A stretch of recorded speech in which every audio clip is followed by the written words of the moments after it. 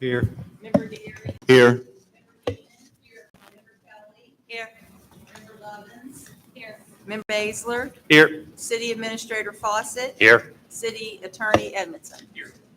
A full house, and I always appreciate that. Thank you, guys. We would first like to step up for a moment of silence and a pledge of allegiance to the flag.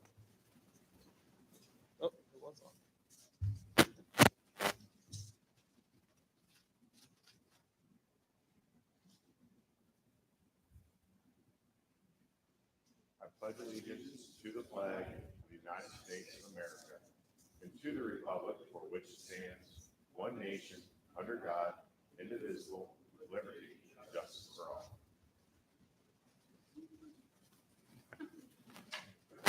Thank you very much. Next on the agenda would be the mayor's report, and wow, we have got a decent mayor's report tonight. It's not going to take long, so don't worry too much. But first on the agenda is welcome to our new space. For the last 8 years, the Dayton Independent School District has been extremely generous and allowed us to squat at their space and have our meetings there as we were trying to find our new space, and we found it. So I think tonight that we are very excited to welcome everybody to this very new, refreshed building here at the Dayton Community Center. And thank you very much to a lot of people that made this happen. First of all would be Jay Fawcett, City Administrator Jay Fawcett, for his vision on this place.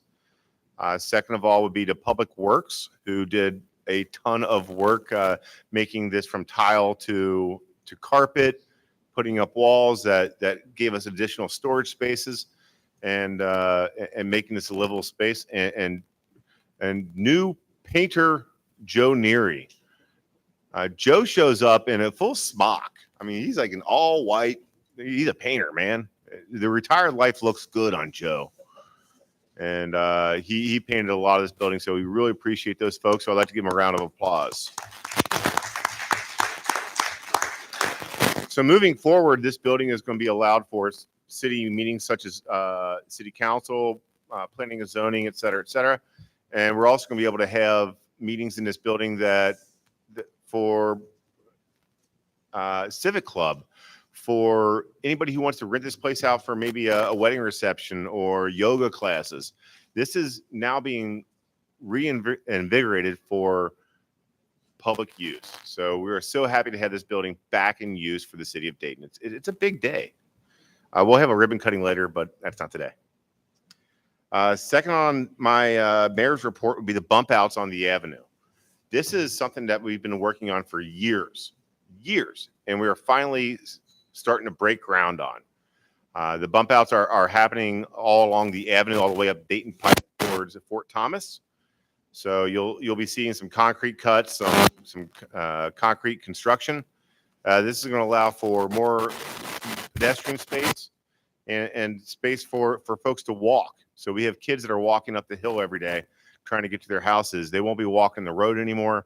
They'll be walking on sidewalks that are separated nicely from vehicular traffic. And this is a great thing that's been worked for years, thanks to many of the grants that are going on through the state for the Safe Route to Schools grant. And finally, we are getting this done. And lastly, on my mayor's report would be City Administration's week. So this week is City Administrators Week, and we are really proud to have a lot of great city administrators. So when you come to pay your taxes, or if you come to have a complaint about your alley or anything like that, we have people behind the scenes that are making sure that those tasks are getting completed. So we have Donna, we have Tiffany, we have Joan, Cassie, of course, Jay, Jared, all those folks behind the scenes that make this city run in a very oiled manner that might look easy. And it's only easy because they make it look easy. So I really appreciate those guys. You guys are awesome. And that's all I have on my mayor's report for this month. So moving along, I have motion to accept the minutes from April 19th, 2022. Do I have a motion to accept? Motion to accept.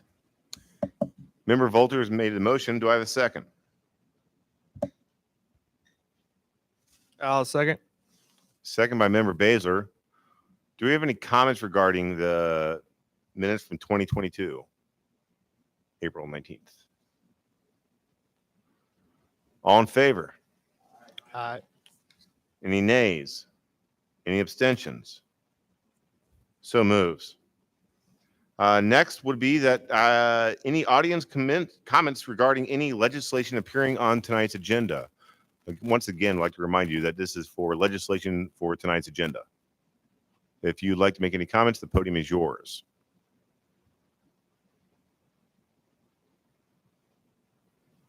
All right, we're going to go ahead and close that. We're going to reorganize a little bit of the ordinances and order resolutions. From the second page of your agenda, you'll see Order Resolution 2022, number 19 Romeo.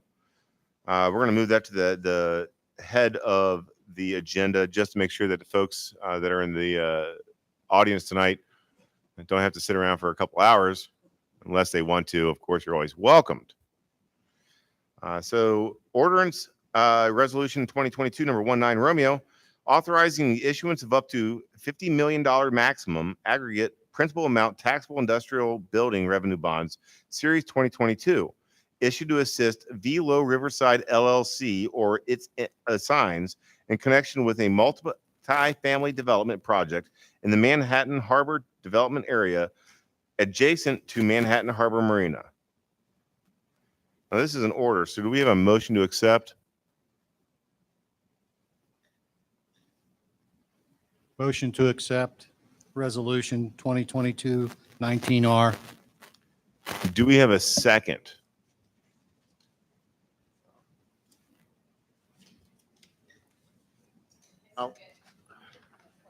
Ladies first.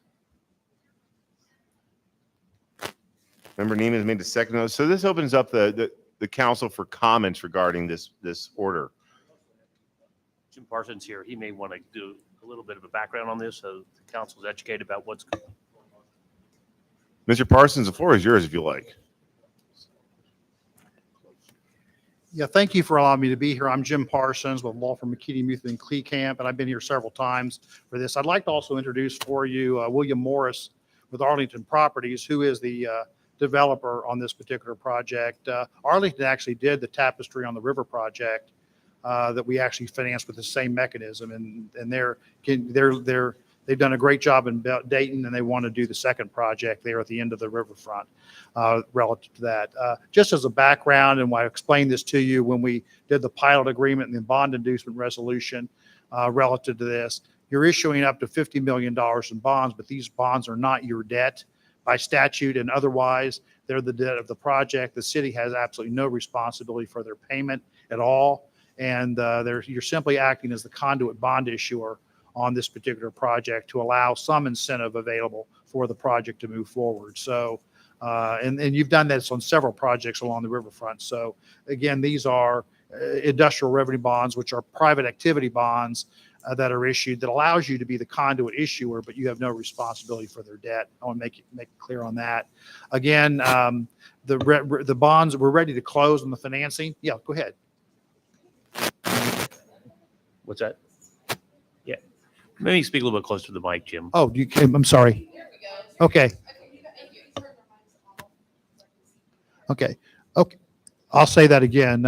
Even though you're issuing us up to $50 million in bonds, these bonds are not the debt of the city. You're simply the conduit bond issuer for this project.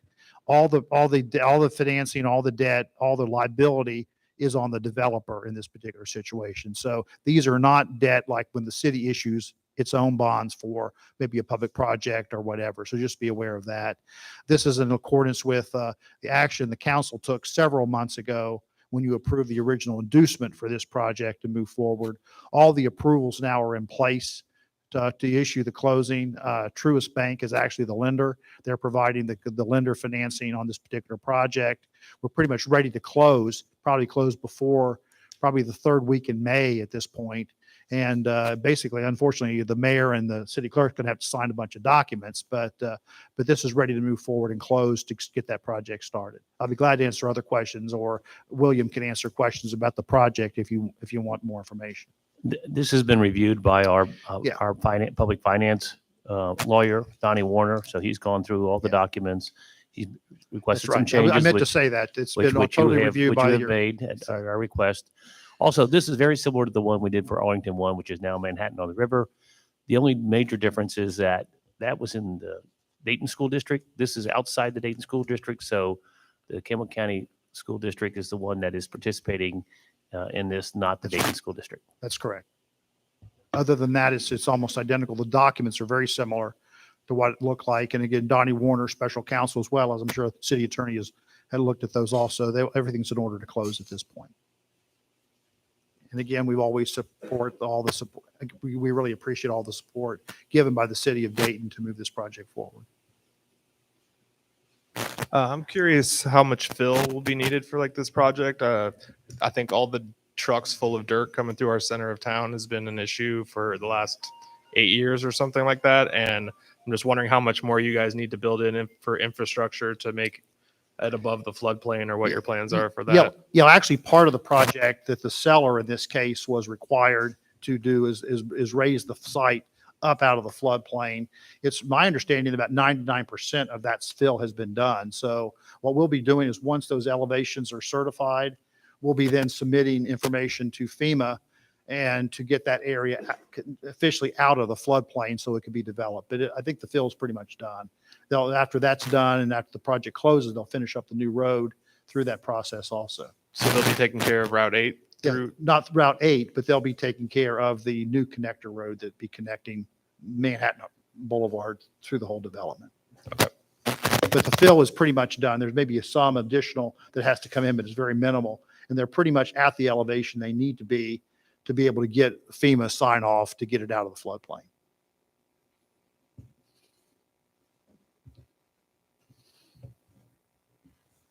Does anyone else from council have any questions for Mr. Parsons?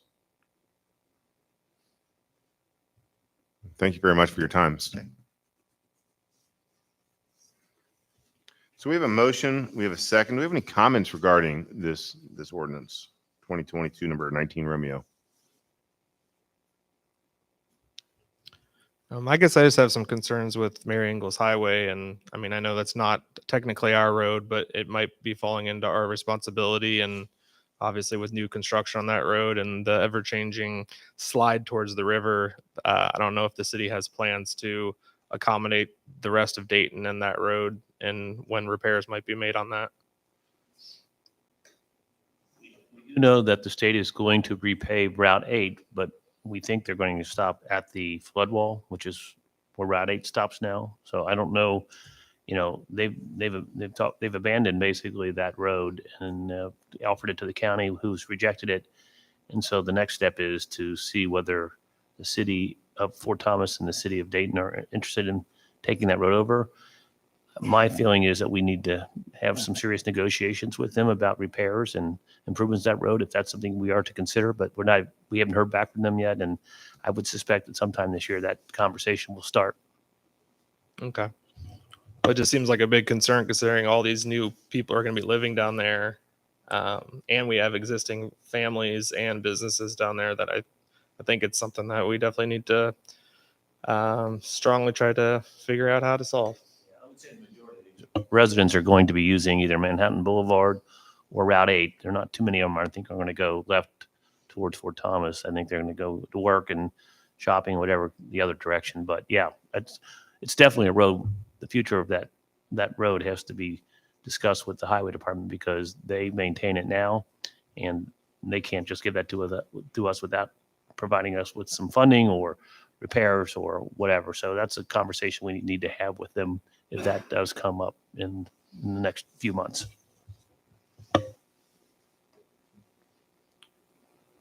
Excellent comment, Member Baszler. Anybody else from council comments regarding?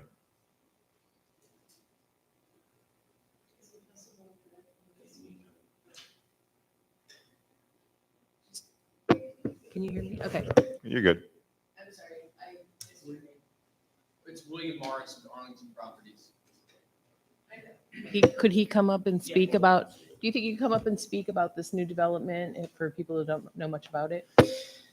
Yes. And can you hear me? Yes. Thank you. Yes, I'm William Morris with Arlington Properties.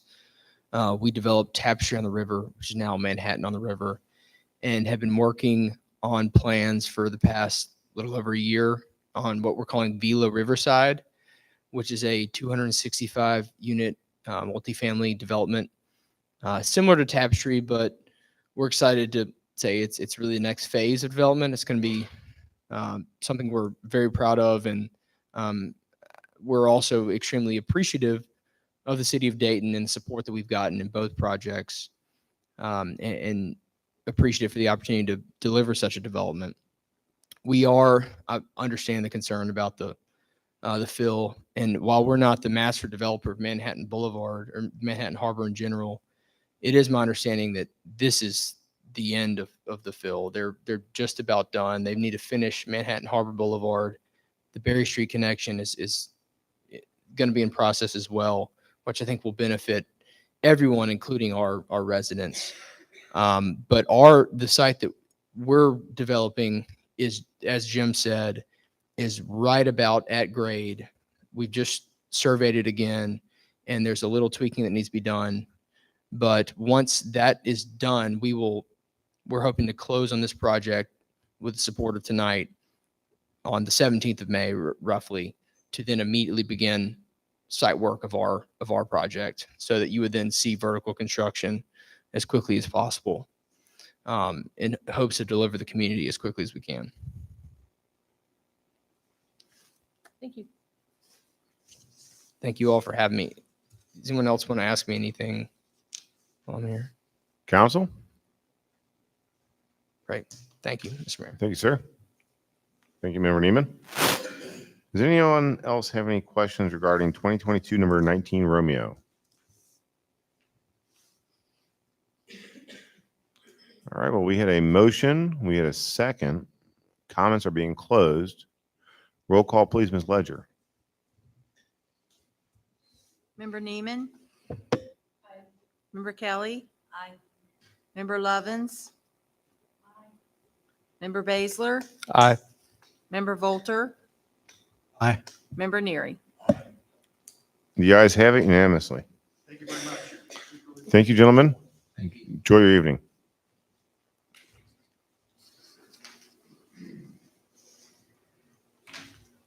So moving back to the first of the agenda, will be the second reading of ordinance 2022 number 7. Now, this is an ordinance creating a new section of the Code of Ordinances, Chapter 158. This is reasonable accommodations in residential neighborhoods to establish criteria and procedures for determining reasonable accommodations for sober living facilities in the city in accordance with fair housing law, other laws, and codes. So this is a second reading, so I will need a motion to accept the second reading. So moved. Member Baszler's made the motion. Do I have a second? Member Neiman has made the second. Do we have any comments regarding this ordinance 2022 number 7? And with no comments, we're going to go ahead and ask for a roll call, please, Ms. Ledger.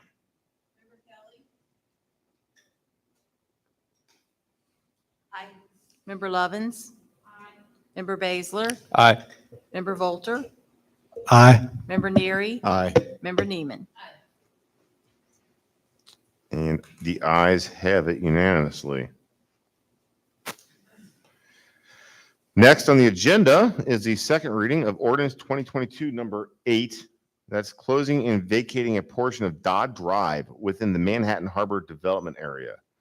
Do I have a motion to accept number 2022 number 8? So moved. Who was that?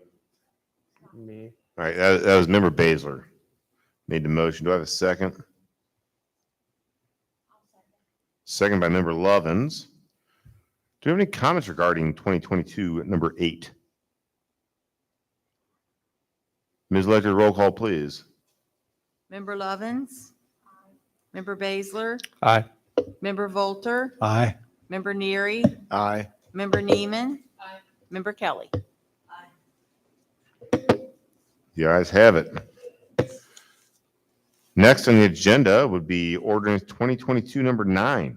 Now, this is amending section 37.15 and section 99.99 of the Code of Ordinances to establish civil penalties for code enforcement violations under these code sections. Do I have a motion to accept ordinance 2022 number 9? So move. Member Volters made the motion. Do I have a second? Member Kelly's made a second, which opens up the floor for comments. Do we have any comments regarding ordinance 2022 number 9? I guess I'll just make a couple comments. Well, I do see give our code enforcement the ability to move on properties that have been blighted for a long time and that may be owned by people outside of our city. I do have some hesitation on giving more strength to moving and expediting foreclosures more quickly. It has been known that a strong code enforcement also might lead to a strong sense of gentrification in our city. I kind of have a lot of sympathy as I, in the past, have had to go against code enforcement and administrations that started serving me ordinances for violations on a new property that I had. Luckily, at that time, I had a great code enforcement officer who went to bat for me. Without him in place, the administration would have surely fined me out of Dayton and I probably wouldn't be here today. So I find myself very attached to, like, I don't know, it kind of hits really close to home. I know a lot of other people in the city can't afford to fix up their homes. A lot of times these homes were passed down generationally, and I feel for those people and I don't want them to leave. So I know, this being said, with this ordinance, we want to help these people. And if they come to the city and ask for help, we'll give them help. And then they go before the board and the board will help them. I'm just saying these tools may not only serve us, but they also serve future generations. And all the people involved may not be as nice as all these people in this room right now. So I just want to put that forth with hesitation about accepting this ordinance. Thank you, Member Baszler. And it is noted that you took possibly one of the worst houses in the city and made it into one of the better, if not the best, in this city. So I know you dealt with a lot of code violations and the board, so we really appreciate what you did. Any other comments regarding 2022 number 9? Kind of along what I've seen in the past. The way this reads, it says a code enforcement officer may suspend daily fines if a property owner submits documentation, blah, blah, blah. And then again, it's if the property owner timely appeals the violation to the code enforcement board, the board may waive the fines accrued. These could be a lot of fines conceivably. Like if you're after somebody, I was trying to do the math. I think it's up to like $5,000 in 1 month or something like that. Like if every violation was its own blah, blah, blah. And yeah, I don't know how to word the maze. Maybe that there's some sort of safety valve on this, because I know like in prior administrations that this could very easily be weaponized if the people were different. So don't these fines have a total of 5,000 max, no matter how long Yeah. they are that's- issued? that's a So lot. Okay. It's like $50 but I mean, a that could be day. over a year's period or a 2 years period, not a month. I know daily there can be fines $50 issued, $50 a day, could be $50 a day but daily. once they hit 5,000, that's it. But I think if you've hit a point in your life where you're really struggling, an extra $5,000 is not a little thing. I mean, maybe they can't come up with, No, I don't think it is either, but what are you suggesting to do with the property that is not in code? Well, our current rules seem to be effectively moving these properties that are vacant towards, compliance. So the stricter rules, yes, it'll expedite it quicker, but at what expense? I mean, if you want a faster foreclosures, this is a great method for that. if you want to get the same job done, but it takes longer, our current rules are already doing that. So the problem we have right now with the currently, and our code enforcement director probably addresses more eloquently than I can, is that it takes us so long now in order to get enough fines on a property to make it justifiable to hire a lawyer and to foreclose on that property. This will help speed up that process. We've been lucky in the past year in that there were a couple of properties, they had a lot of fines on them, and we hit those really hard, and basically foreclosures were basically banned by the federal government for over a year because of the pandemic. So we were able to push these through. That's not the case anymore. They're back now. So we're going to have to get in line, and it's going to slow down. So we're just trying to speed up the process. As I mentioned at the last meeting, we're working with the Housing Authority to create a $100,000 loan fund for folks that get people who own their property and they qualify as being low to moderate income, and they may not have the money. We want to give them maybe up to $5,000 to fix up the roof or the outside of the house. This is generally all outside stuff. We don't really get into the inside of the house unless it's an inspection of some sort. But it will be a slow payback. So basically, it will be a lien on their property that will be there until they refinance or sell the property or die, whatever the case may be, and then it gets paid back to the city. So we're trying to address those concerns you have about people who can't afford to repair their properties, to allow them to do it. Our whole idea is to make the neighborhoods where these houses are better, because the people next door are maintaining their houses and they're being penalized because the person next door might be an absentee landlord or, that just doesn't care. And we've got so many properties that are just abandoned or not being worked on because they can get away with it. And this is designed to try to stop that. Cassie, any points? Yeah, we do have, that's the problem. A lot of the properties, we have homeowners that I've cited for, a gutter falling off, and she says, hey, I'm on a fixed income. I'm going to take $20 a week, put it away. I'm fine with that. These are, really, we're trying to hit hard the vacant properties, the absentee landlords, like he said. We have a group right now of properties. They came in and bought all these properties, and they're just sitting, and and the grass is growing, so Rick has to cut that. Then, the gutters are starting to fall off. We have one right now with the roof the chimney's falling over. So it becomes a hazard to the neighbors. Most people, and I've said this before, is, probably when you got a code fine, you called. So I have a whole running list of people that are kind of on the waiting list. I put them on my calendar for August. Somebody says, can I have it till the summer? I can't paint, I can't concrete, I don't have the money. I put them on my calendar for August, get their phone number, I call them in August. What's your status? Those type of people, they typically don't even get to the citation status because they're calling. You get out, you talk to people, you walk the street, you kind of see this and that. So I just think, and I understand, because last week I talked to a council member that said, kind of like, what if you're not here next month, or what if you're not here next year, and somebody comes in that's a little bit not as Cooperative. Yes. Right.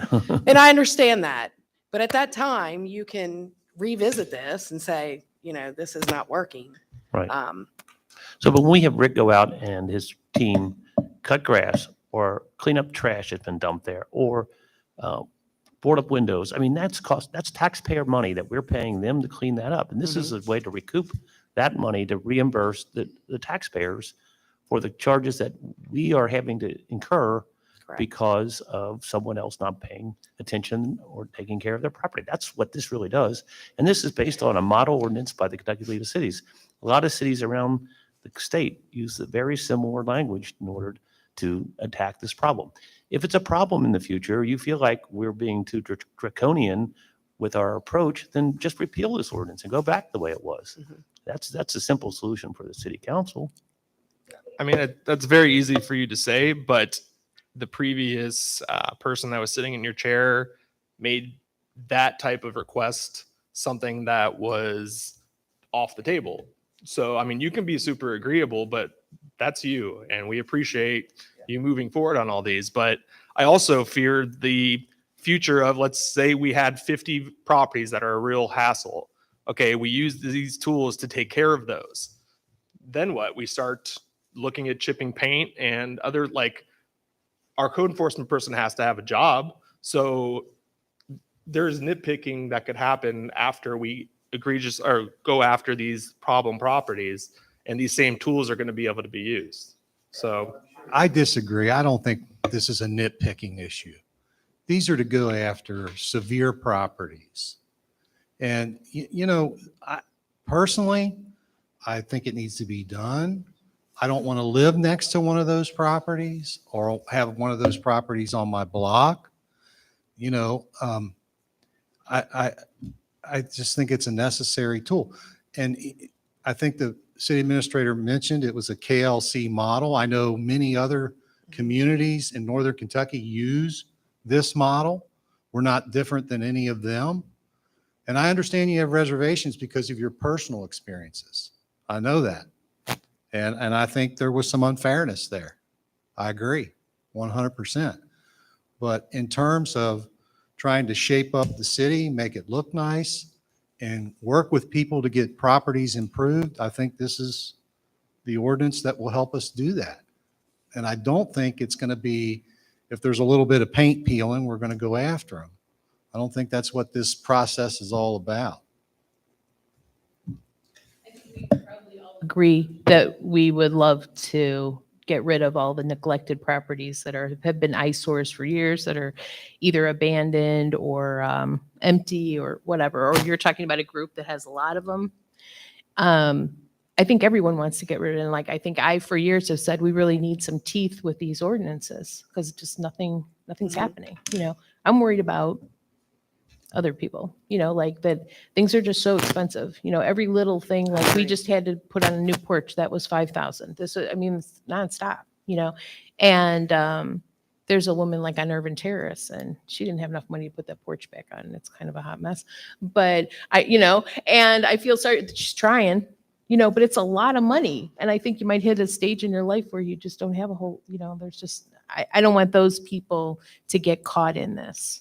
And I don't know how to word this to differentiate the people we're all concerned about versus somebody who just gets caught, but they don't deserve to lose their house. So I hope that your program of helping people is really going to go hand in hand with this. I understand your concern on board today, but we have to give some discretion to our co-board and to her to hear the evidence and decide whether this is legitimate reason to waive.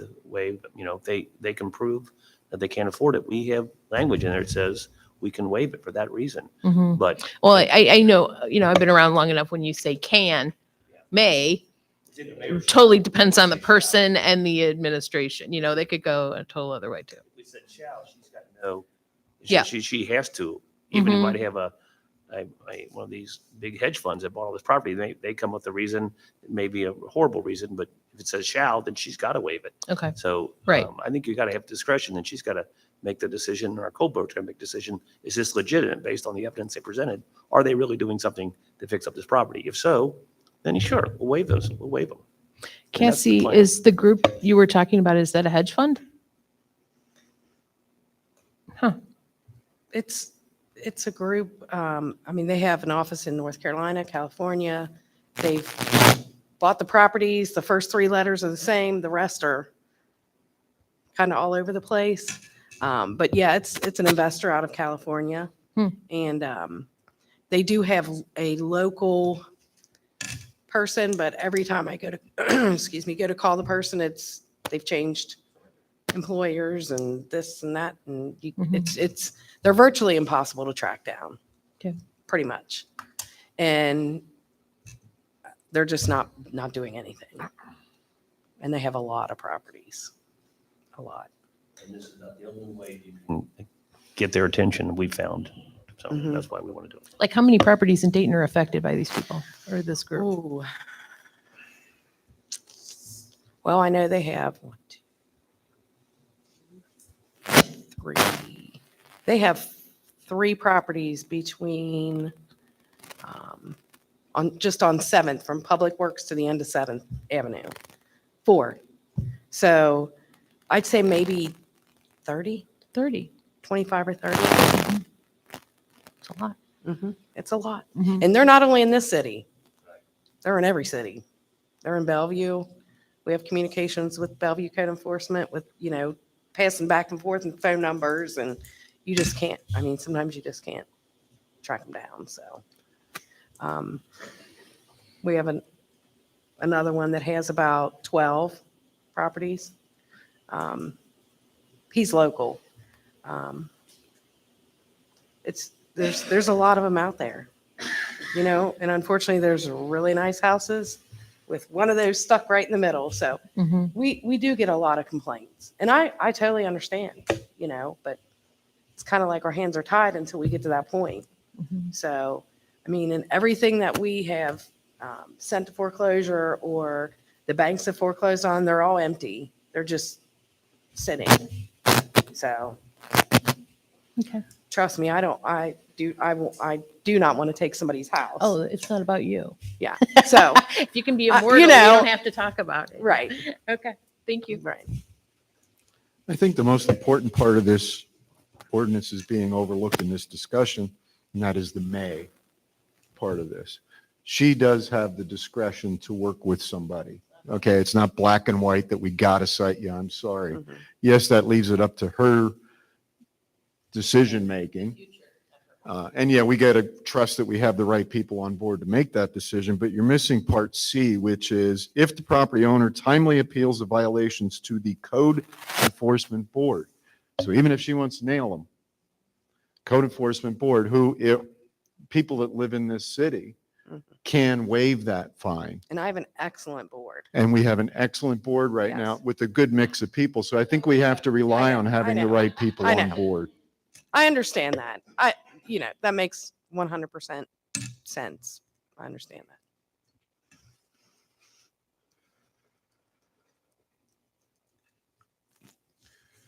So we had a motion by member Volk.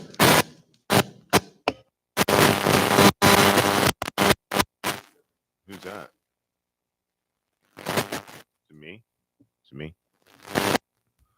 So we had a motion by member Volter and a second by member Kelly. Comments. Do we have any other comments regarding ordinance 2022 number 9? And we're going to go ahead and close those comments. Can I have a roll call, Ms. Ledger? Member Baszler? Aye. Member Volter? Aye. Member Neary? Member Neiman? Member Kelly? Member Lovins? And the ayes have it. Second page of your agenda.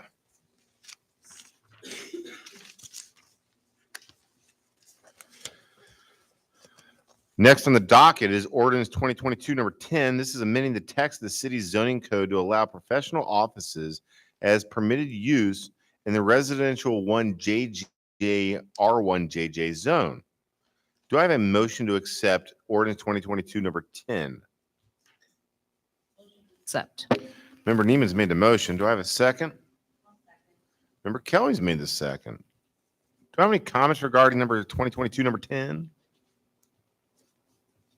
Is this being brought up for a certain development, or is this just a general, or is this the church, or which property was it? Where the art restoration company is going to be on the first floor and they're going to live on the second floor.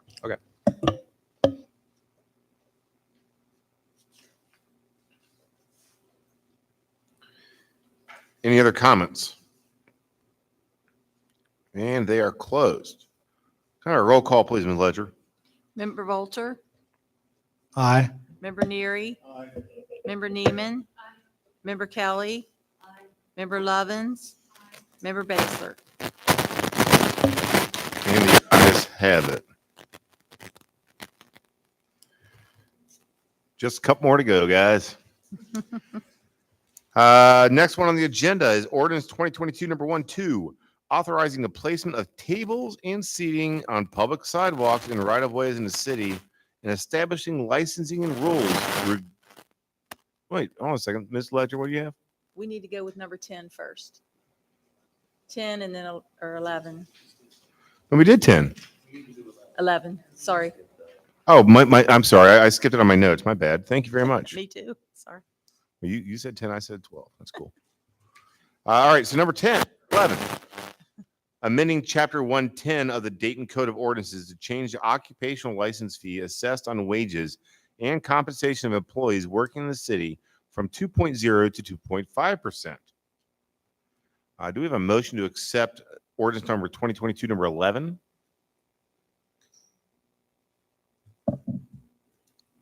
So move.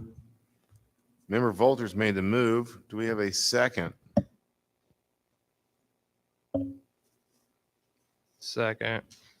Member Bazers made the second. Do you have any comments regarding ordinance 2022, number 11? I did notice in that ordinance specifically excluded picnic tables. Are you sure on the same one? Oh, I'm sorry, I'm on the tape. No, we all got messed up on that. It's okay. It's okay. That's coming up next. This is regarding the occupational license fees. No picnic tables. Nope. All right. Does anybody have any other comments regarding occupational license fees? All right, we're gonna go ahead and close the comments area of that section. We have a motion by Member Volter, a second by Member Baser. Ms. Ledger, please roll call. Member Neary, Member Neiman, Member Kelly, Member Lovins, Member Baisler, Member Volter. Now on to Member Kelly's favorite ordinance. The second reading of ordinance 2022, number 12, authorizing the placement of picnic tables and tables and seating on public sidewalks and right of way in the city and establishing licensing and rules and regulations for such use. Do I have a motion to accept ordinance 2022, number 12? So moved. Member Neary has made the motion. Do I have a second? Second by Member Lovins. Do we have any comments, Ms. Kelly?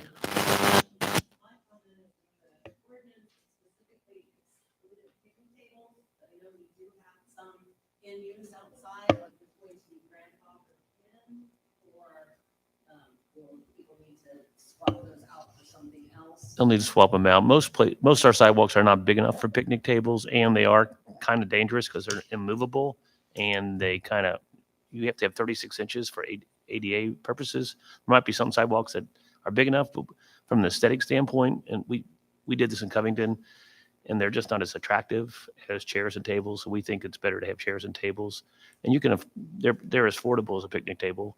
We just think they look better, but they're also not as clunky and don't take as much space. That's why we're excluding them. So they would probably need to change them out. Because this is not a zoning ordinance. You're only grandfathered in once you have zoning.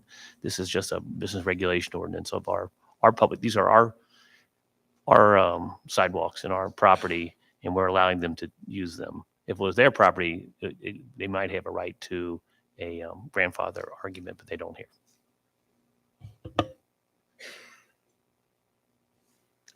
Thank you, Ms. Kelly. Any other comments regarding 2022, number 12? Closing that out. We had a motion by Member Neary and a second by Member Lovins.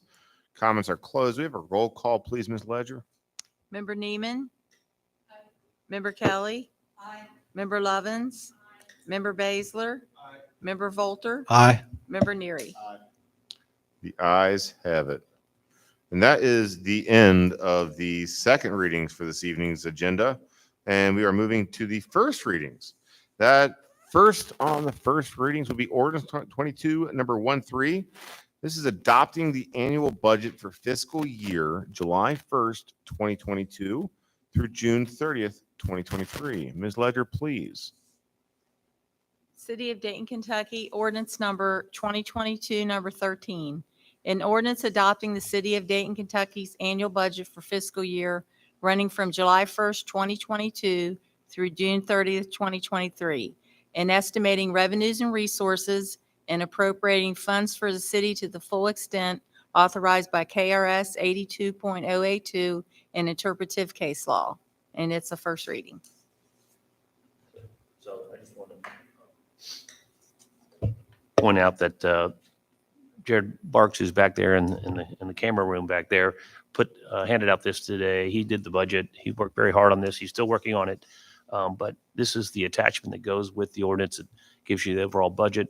We worked on this until about 6 o'clock today. We had the fire chief and Frank Warnock from Bellevue working on the final numbers for the fire department, which we finally came to an agreement on. And so that's why this is an updated spreadsheet for you. Now, in the next week or so, Jared will have a very in-depth analysis of the budget that he will send to you. So by the time you vote on it next month, you'll have 3 or 4 weeks to review his analysis, look at these numbers, and ask us any questions you may have about it. So this is just the first reading. We're not voting, but this will give you an overall view of the budget, but an in-depth view will be provided in the narrative that Jared is finishing up probably early next week.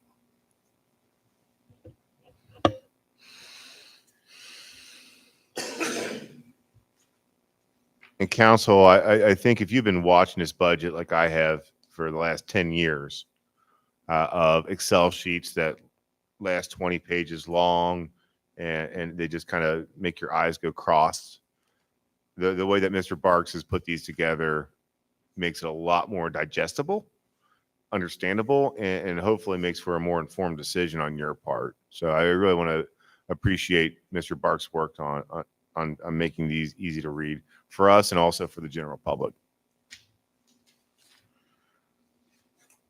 And once again, that is just a first reading. Next on the agenda is the first reading of Ordinance 2022 number 1414. There's that number again. Changing the location of city council meetings from 200 Clay Street to 625 2nd Avenue. Ms. Ledger, please. 2022, number 14, an ordinance amending section 32.21 of the Dayton Code of Ordinances to change the location of city council meetings from 200 Clay Street to 625 2nd Avenue. First reading. What a beautiful first reading that was. Next on the agenda is order resolution number 2022, number 18 Romeo. And that's authorizing the city to use a standard allowance for the local fiscal recovery fund as authorized by the American Rescue Plan Act. Background, we're required to pass this order resolution by the federal government to indicate how we're going to use the funds. We've been in contact with KLC. Both Don and I have been on seminars this past week, 2-hour seminars about this and how you file your paperwork. We had to do a filing by last Friday, which we did, but this allows us to have a lot more flexibility on how we use those funds. So by passing this, we have the flexibility to do it for general government services, and that's why this is on the agenda. Thank you, Mr. Fawcett. Do I have a motion to accept order resolution 2022 number 18 Romeo? Member Vulture's made the motion. Do I have a second? Member Neiman's made the second. Do you have any comments regarding 2022 number 18 Romeo? Anyone? Roll call, please, Ms. Ledger. Member Kelly? Aye. Member Lovins? Member Baszler? Aye. Member Volter? Aye. Member Neary? Member Neiman? The ayes have it. The next on the agenda is actually the first thing we mentioned regarding Manhattan Boulevard. So we're going to fast forward to that's it. That's all we have on the agenda tonight. So we're moving ahead to the department head's report, which I believe, and I'm really trying hard to figure out how to do this on the big screen over here we have. But I believe we're bringing up everybody's favorite time of the evening, the spin the wheel to see which department head goes first. So here we have our handy dandy app, and we all know everybody wants to go home early. So this decides who goes home early. Cassie is winning on this. Come on, Cassie. So she's purple, fire's red, cops are blue, obviously, and public works or orange for some odd reason. Well, we're orange vest. All right, so here we go.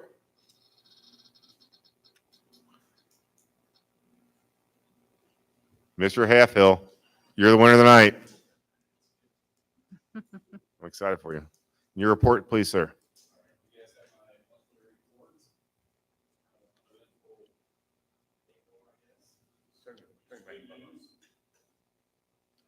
April was uneventful, so that was really good news.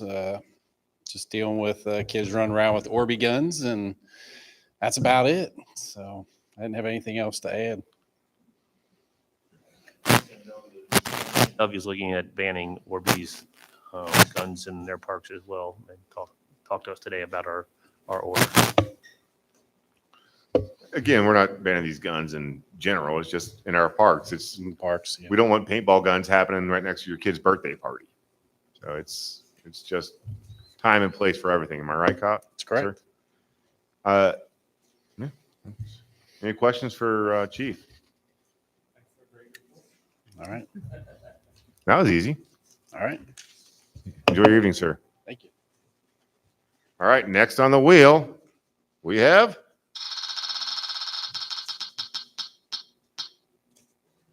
Cassie. Came in second this time. He's still writing.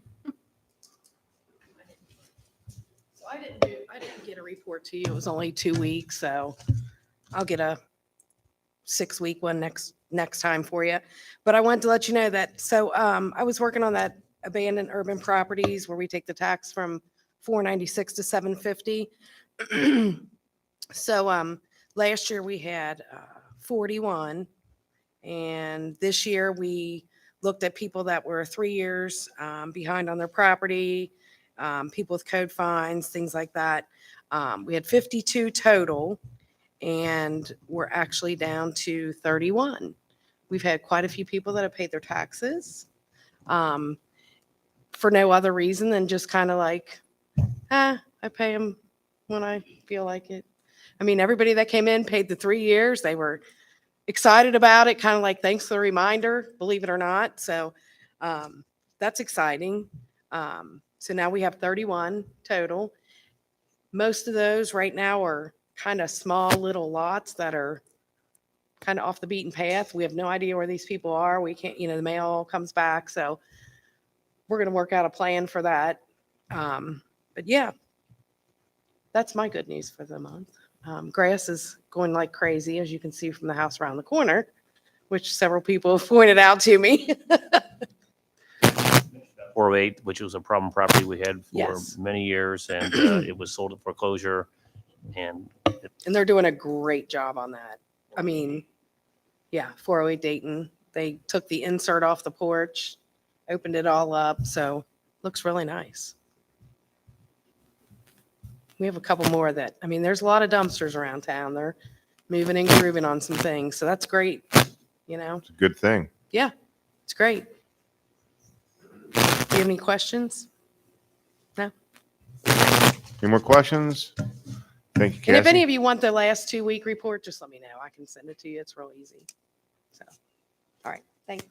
Thank you, Cassie. Enjoy your evening. All right, there's only a couple left here. What we got?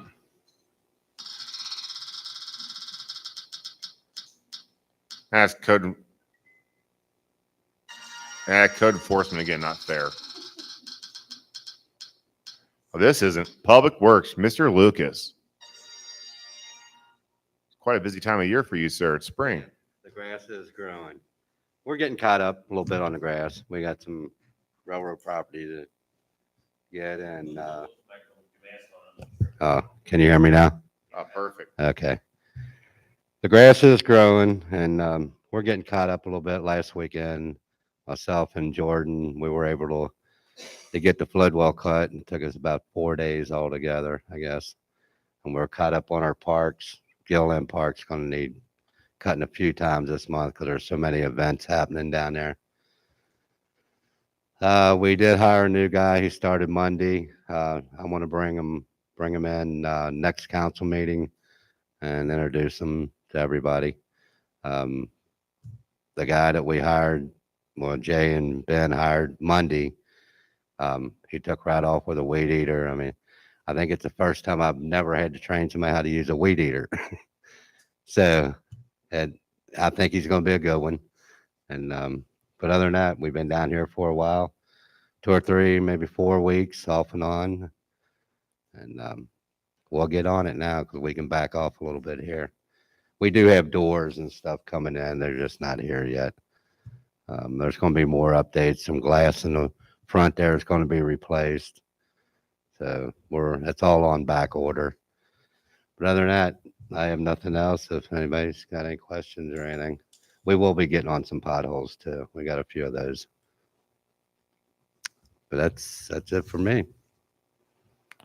The transformation, I think anybody who's been in this room, let's just say 60 days ago, is phenomenal. And a lot of that is because of your work and your team's work and Mr. Neary and making sure that this is beautiful. So thank you so much for all your work. Right. Well, we had Jay was down here packing wood off the old skate park, and Cassie was running after paint. There's been a few of us. 3 or 4 weekends in a row working. It's Right. remarkable Yeah. how hard you and your team work. And that was just when you only had 2 of you. So now, Right. thank goodness you're going to have a full team. But yeah, Yeah. you put a lot of work in down here. A lot of this is Yeah. result of Rick and Well, I appreciate Joe, it. quite honestly. I know Jordan does, and so we get a couple more guys. We'll be moving right along then. It doesn't right. go unnoticed. Thank you, sir. Thanks. Well, Chief stands alone, sir. We know where it's going to land. You'll get next month. You all have my report. A couple things I want to touch on. First one is the really big one. It's just, if you look, the runs are just up. I don't have an answer for it, but our ambulance and the fire truck for that part as well. We're way above where we were this time last year, and we're almost at the end of April. We were almost to where we are at the end of May last year. So I don't know why. I've been asked that question. I don't know what the reason is, but the guys on the ambulance and the fire truck, they're earning their money. A couple things I want to point out. We did do a project prom thing with Bellevue, and then we had a career day / job fair that both high schools were involved in. And the one thing we've noticed, and I think Chief Hatfield would tell you, that we're seeing less and less people that want to get into these careers. So we're working with KCTCS and trying to get the interest up. It's just not there. So we're trying to get into the high schools and catch them at a younger age. But I'm not sure what the reasoning is for, but just nobody wants to get into these careers anymore. So we're still working on that, or that's going to be a continued project. I've been dealing with the cities with the budget. And we came, like Mr. Fawcett said, we were meeting till 6:15 tonight, trying to hammer out something. And what I'll say is I appreciate the city's efforts and everything they're doing. I mentioned in my report that we need to make sure we have a commitment from the cities moving forward. We keep building up. I mentioned this in our strategic planning sessions. We keep building stuff up. We've got to have the infrastructure for it.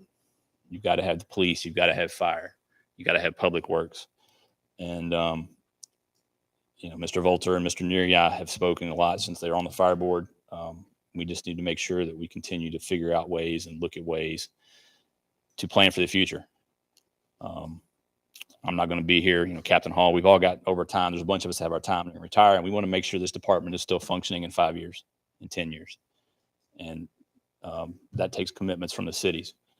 So I just appreciate you all continuing to work with us. And I just want to make sure that it doesn't become white noise in the background and go to the back burner, that we just continue to kind of keep it in the forefront of everybody's mind. So that's all I got.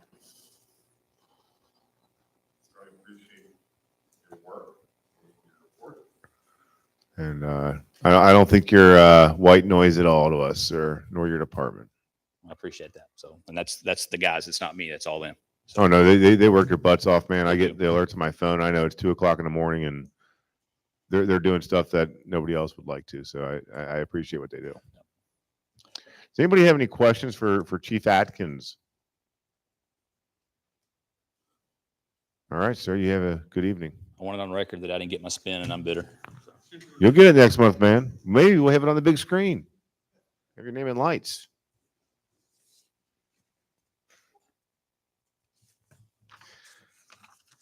Well, that is the end of the department head report. So it moves us on to the city administrator's report. Mr. Fawcett, please. So I'm proud to announce that we have a number of infrastructure, street, sidewalk, and stormwater improvements underway or soon to be underway. And so right now, you mentioned, Mayor, that we're doing work on 6th Avenue. We ran into a bit of a hiccup. They've cut some of the areas where they're going to put the bump outs on 6th Avenue or curb extensions. But there is an issue with the utility what do you call it? The conduit.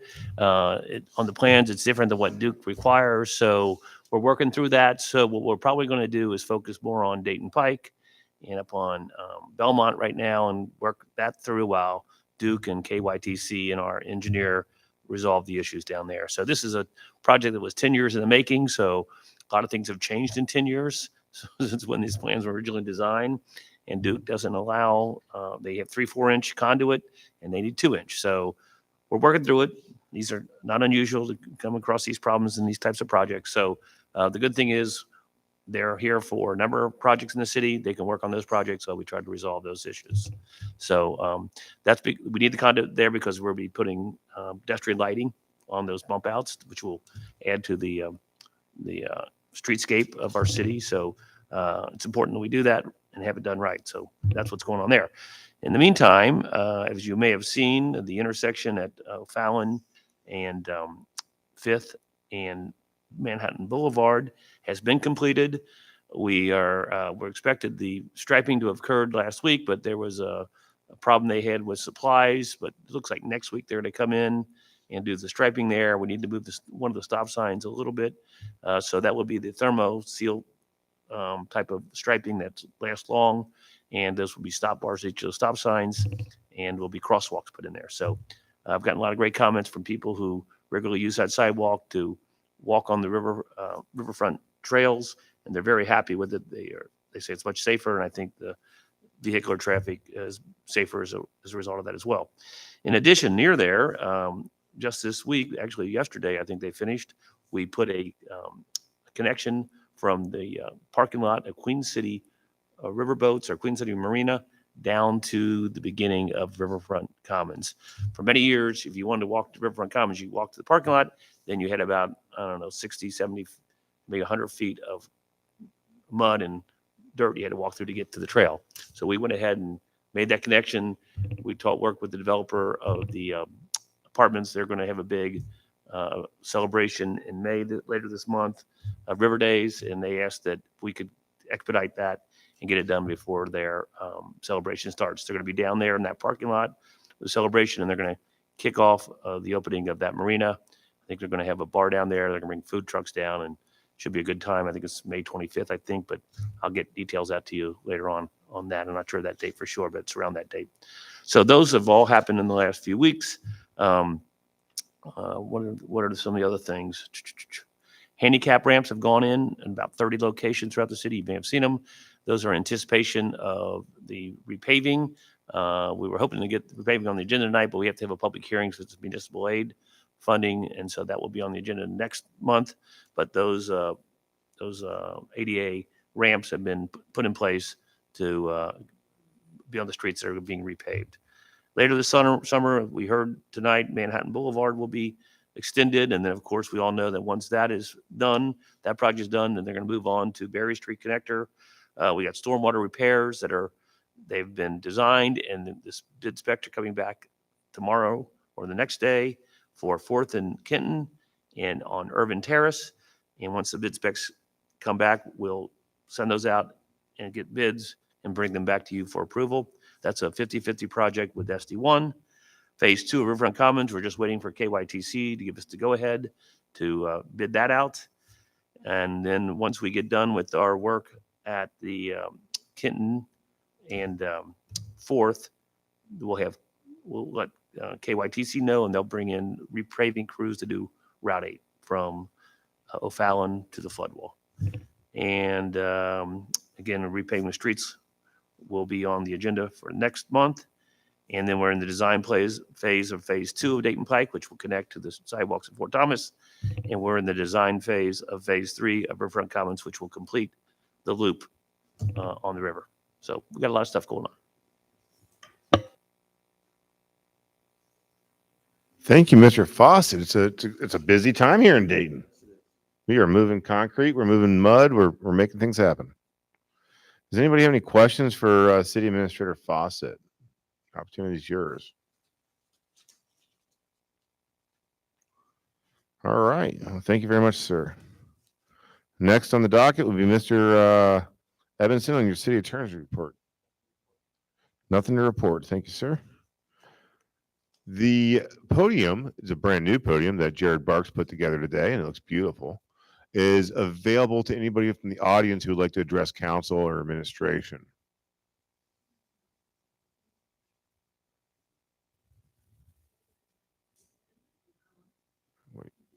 I'd wait. No, we have you in new business. Not yet. No, not yet. We got you. You are the exact 2 steps away.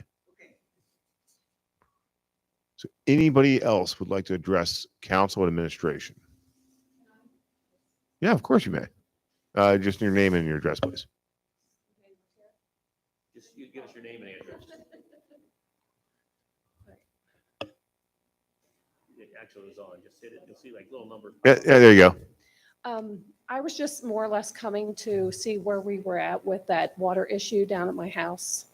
What is that? Sorry, what is The it? water issue from where Gateway, because Name and address. Flats is, there Just- should be a big catch. Second and Walnut. Yeah. Second and Walnut. Yeah. Yes. So I met with, actually met in our new conference room with Mr. Sullivan last Friday. And they were very close. They figured out the problem is the pipe underneath the road in the parking lot is too small. It's supposed to be a large pipe. For some reason, they put a small pipe in. It was also clogged.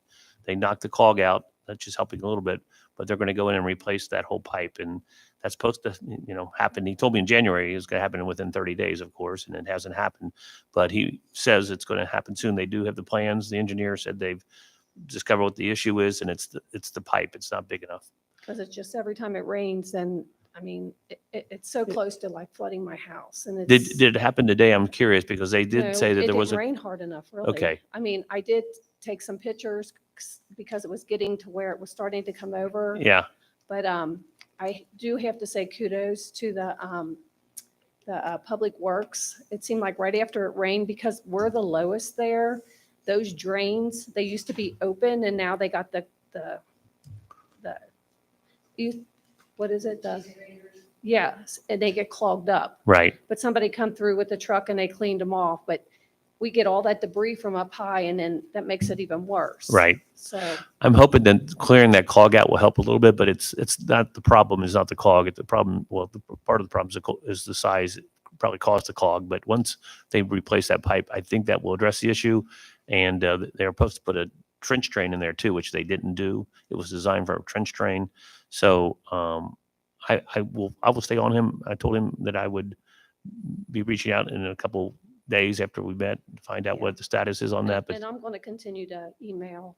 I mean, I email every time. I'm going to continue to do that. And I think I see. please do. Yes. There's several people I CC in on that. And he's also talking about expanding the detention area behind the apartment building as well as part of, I guess they're going to increase some of the parking in the back there, but they have to increase that size of that. Just before they built that, they had that big catch-all basin there in the park and now like where all that water goes. It's That's like- where it used to go. Yeah. Yeah, and they never looked at that. And Right. even when they were putting that over on the side, they have like a drain, and I told them it was too high.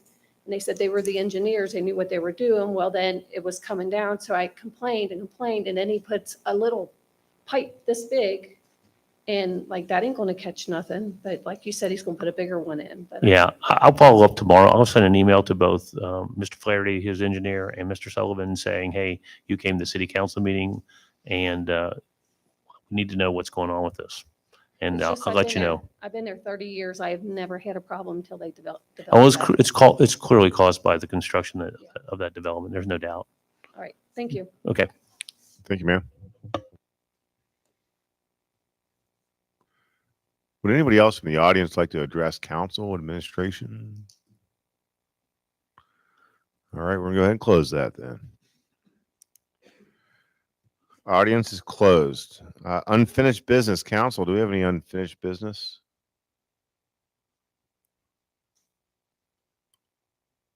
Really? All right. Go ahead and close that. New business. I'm going to go ahead and lead this off. I spoke today with Mr. Bricking. Mr. Bricking is a proprietor of Riverside Marina down on Mary Ingalls. Mr. Bricking, if you like to have the podium, during our conversation, he had asked if we could update some zoning towards the grassy area that happens before his marina if you're heading east on the highway.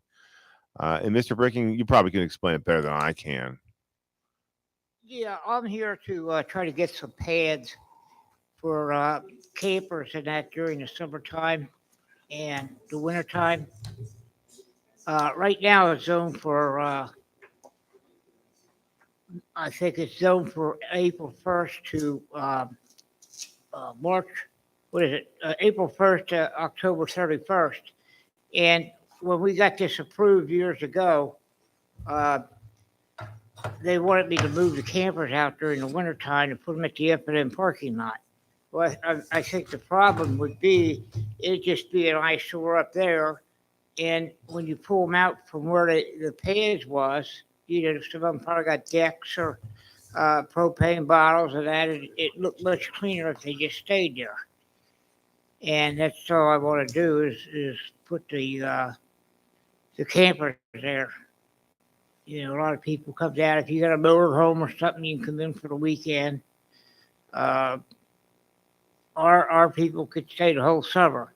I got a competitor up the river that rents to the whole summer, and they get a lot of requests. They're pretty full up. So, you know, I'm sure it'll work out. You know, I brought it up once before, and I got quite a bit of buzz over it from people wanting to get a spot for the summer. You know, a lot of them have boats, goes with the boats. A lot of them, you know, might hang in the bar or have a boat down there, a smaller boat, to go up to the camper. And I like to keep them there all year round. And you got to forgive us. This is our first day of working with our new projector device here. Trying to bring up a map to show council and the audience of what Mr. Bricking's speaking of. Oh, there it is. Nice.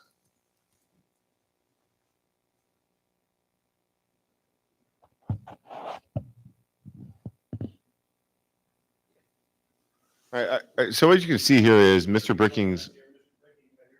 Yes, sir. So Mr. Bricking's main property that we are very aware of would be the blue line there. That was where he holds his marina business. And he's looking to add camping spaces towards that green field area closer to the river. I guess his competition has some camping options. Well, yeah, if I went home, there's 3 places now that are doing that. One of them is Rivertown on the Ohio side. They put in campgrounds too. And then, of course, my competitor up the river, and also up in New Richmond. And they have quite a few campers stored there. All right. And I believe, and Mr. Fawcett, let me know if I'm wrong here. Our ordinance currently states that you're allowed to have space there, little pads, but they have to be removed after October and they can be replaced in April. Is that correct? That is not in our current zoning ordinance. No, it might have been something that was done in the past, but currently I didn't see that in there. I had that paperwork with me today that showed that. is there some, what happened? Is it, because of rezoning of Doyle's or something that it was erased? So did you attempt to do that and did it pass? Did they? Well, no, we already had it approved, or the start of it, I shouldn't say. I didn't bring that paperwork with me, but I still got it at home, and it says on there that from, May 1st to, October 31st, I could run a campsite there. Okay, I need to see that. It might be a Board of I'll bring it down Adjustment. tomorrow then, but Could have been a got Board it. of Adjustment conditional use permit. I'd have- Yeah, And- the reason was everything was approved except for some reason I had a hard time with, the mayor at the time. And, that's all it was about, was putting his 2 words in, I think, and, making sure that, Mhm. I had to do something, I guess, by moving them out. So, Mr. Bricking, you're asking for year-round placement Yeah, I would of like to just leave recreational them there. vehicles in that space. I would just like to leave them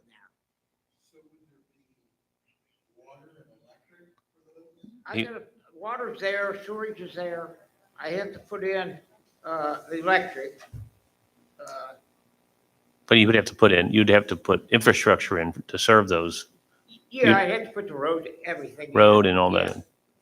So the only We started question, this project once before, and I had some side issues that I had to take care of from health, and I'm just now getting started again. we're going to need to go talk to Cindy Minner at Campbell County Planning and Zoning. This is in a flood zone. I don't know how that affects it. I know. Portable, Huh? it's portable. I mean, as long as something's movable, Yeah. it'd be no different for me keeping the boat down there on a trailer. Yeah. I mean, the current zoning ordinance says that no residential residential units can be there, but I'm not sure. You say you have some authority to do that in the past. I don't know. We'll have to look at I that. have paperwork at home. It tells the months that I can have them there, in the spots that we went over. And, I went to council and like I said, I had it approved. And in my paperwork that I got at home, it says recreation area. And, a camper would fall in that recreation area, I think. Would you? Can you give me that paperwork? Because I need to be able to look at that and give that to the Planning and Zoning Commission or the Planning and Zoning Department. And what I would recommend to the City Council is that we kind of get that information, get it to Cindy Mentor and say, Cindy, can you give us some advice about whether this is permitted? And if so, is there When we're conditions? When we're done here, I have to call my wife to get a ride home, and I'll have her bring that with me and just give it to you. Hand it to you. I'd like to I guess we can't make a copy of it. Yeah, as soon as you get it to me, I'll send it to her because they are our staff. They give us recommendations Right. on zoning. Right. And so we'll have them look at it and they will tell us whether Yeah. it's Now, did you possible or not. change the zoning that it isn't no longer recreation area? No, it's a recreation area. That's permitted use. I can pull that up. Hold on. Yeah. It's zoned riverfront. River oriented, that's I correct. meant to pass these out. I apologize. I did pass it out, Jeff. Jeff, you should have it in front of you. The thing that puzzles me, they got golf courses or putting range and golf in there. But I really feel that when it says recreation, I would be part of this recreation. I don't know how you feel about it. Jay, I remember that being approved by council. Okay. I can probably find something in the minutes, but just what he's saying, the dates, he had to move the campers out after October.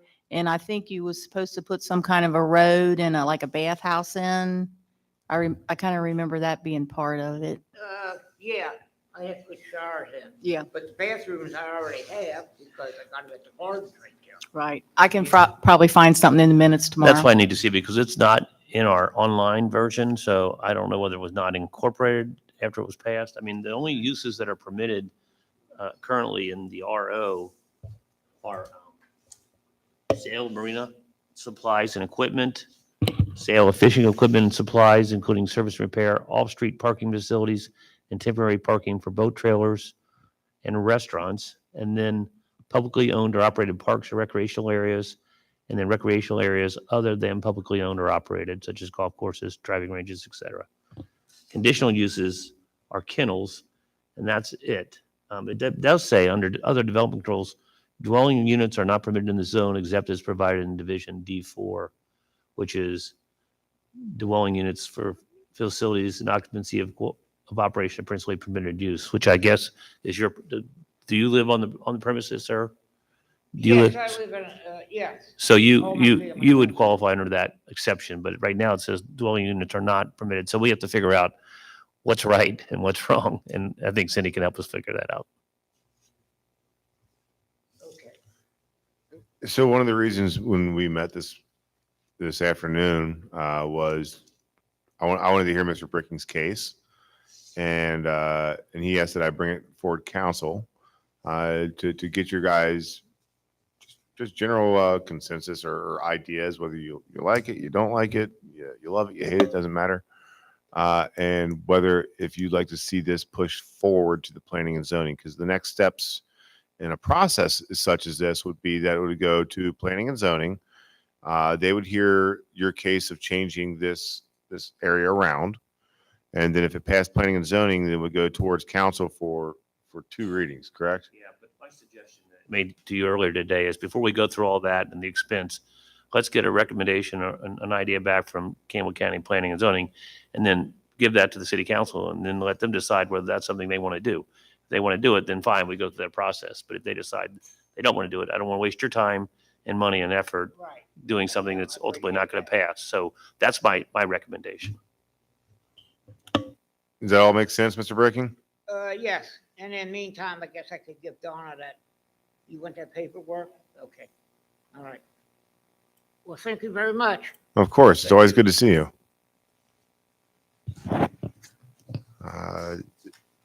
Anybody else from council have any new business they'd like to address council, administration, public with?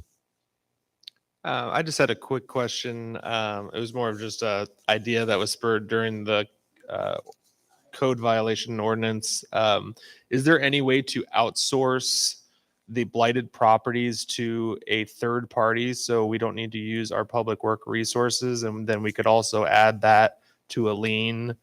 Like we could hire any, lawn care company to take care of that. So we're not using Rick and forcing him to do all that. You can, and we've looked at it for lawn cutting as well. We're still looking at it, but it's so expensive that, and they are not as timely. Sometimes we have to have something boarded up right away, and we have a difficult time getting those folks here. But we can look at it. But my experience is you're gonna be paying top dollar. I know it's going to ultimately go on to the liens, but we don't always get to cover all those liens. So we have to decide, do we want to make that an out-of-pocket expense or something we just eat internally? But I'll look into it and give you some numbers and see what I can get on it. There are companies that just what they do. They work with insurance companies, and they come in and board up buildings when they have fires, things like that.